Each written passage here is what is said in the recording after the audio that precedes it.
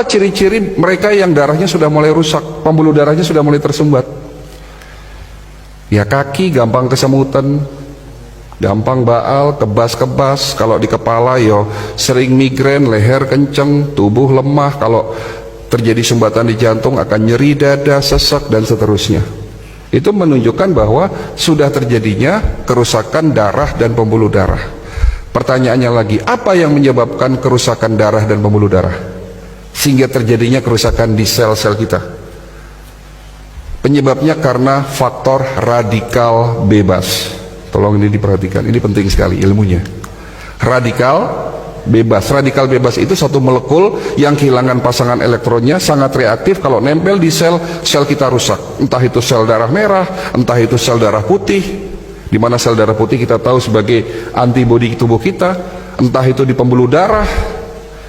Kalau terjadinya kerusakan di pembuluh darah, ya akan terjadi peradangan. Ini bahaya sekali kalau terjadinya peradangan atau inflamasi terjadi di pembuluh darah kita. Ini yang menyebabkan pembuluh darah kita menjadi rusak, yang pada akhirnya kolesterol, zat-zat sisa itu mengendap di tempat terjadinya peradangan tadi, sehingga terjadi yang namanya plak atau sumbatan pembuluh darah. Nah, radikal bebas itu terbentuk akibat proses oksidasi. Tolong perhatikan lagi. Oksidasi ini apa? Oksidasi itu contohnya kalau di luar sana besi berkarat. Berarti tubuh kita bisa karatan, ya. Proses oksidasi terjadi secara alami, Bapak Ibu sekalian. Bisa kita bernafas, beraktivitas, saya berbicara, bahkan kita tidur terjadi proses oksidasi. Ya, karena manusia tidak bisa menghindari proses oksidasi, Allah sudah menciptakan obatnya ada dalam tubuh kita. Diproduksi tanpa Bapak Ibu sadari sejak kita kecil, ya, di saat kita lahir di dunia sampai nanti kita mati. Ada obat dari segala macam obat, rajanya obat sebagai benteng pertahanan pertama yang dapat menetralisir terjadinya oksidasi. Kalau tidak ada obat ini, 5 menit tubuh kita rusak, Pak. Namanya antioksidan, betul. Kalau hari ini kita masih berkecimpung di vitamin, di antibodi, sudah ketinggalan zaman, Pak.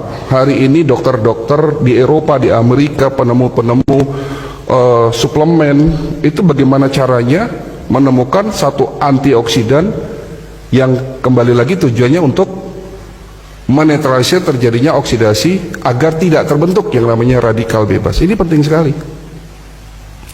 Antioksidan diproduksi dalam tubuh kita.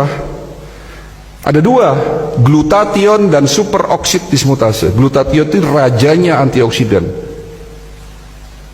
ya.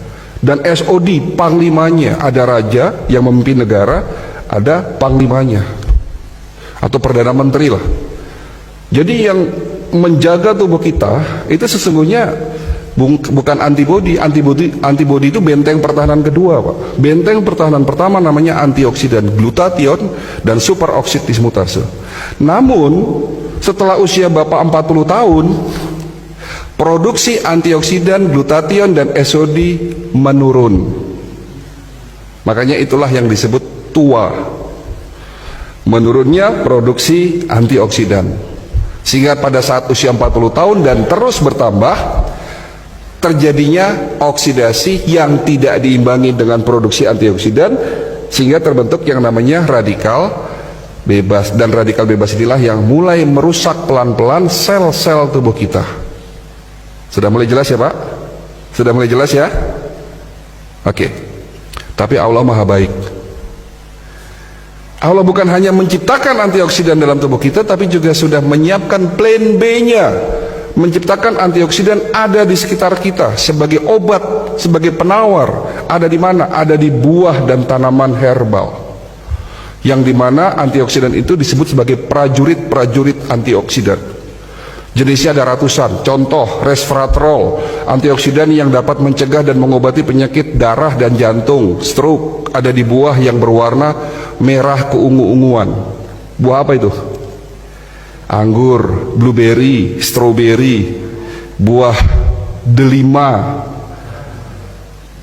Terong bukan buah, Pak. Ya.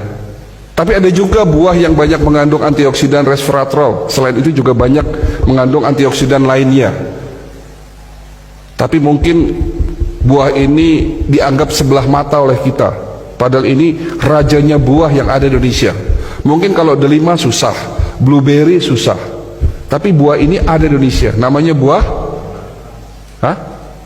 jamblang. Oke, jamblang bagus. Tapi ada yang lebih baik dari jamblang. Apa? Buah manggis, Pak. Kapan terakhir makan buah manggis?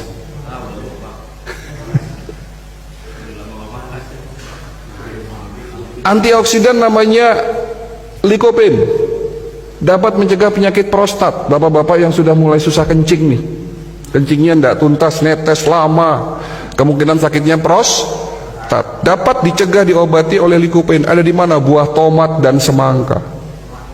Tomat dan semangka, makan tomat dan semangka tiap hari. Antioksidan namanya bromelin, dapat mencegah penyakit kanker, tumor payudara. Ada di mana? Buah nanas. Bilang sama ibunya di rumah kalau pengen tidak kena penyakit kanker payudara, makan nanas tiap hari. Dan nanas juga dapat mencegah penyakit osteoporosis karena mengandung kalsium yang sangat tinggi. Untuk mencegah penyakit Alzheimer atau pikun, makan buah alpukat. Untuk mencegah penyakit batu empedu, makan buah apel. Dan semua buah mengandung prajurit-prajurit antioksidan. Siapa di antara Bapak Ibu yang setiap hari makan minimal 3 jenis buah-buahan? Siapa di antara Bapak Ibu yang dalam waktu 1 minggu tidak makan goreng-gorengan? Siapa di antara Bapak Ibu yang di rumahnya tidak punya mie instan? Yang di rumahnya tidak punya mie instan, tunjuk tangan. Dan siapa di antara Bapak Ibu yang sudah meninggalkan gula pasir? Inilah jawaban kenapa masyarakat kita banyak yang sakit.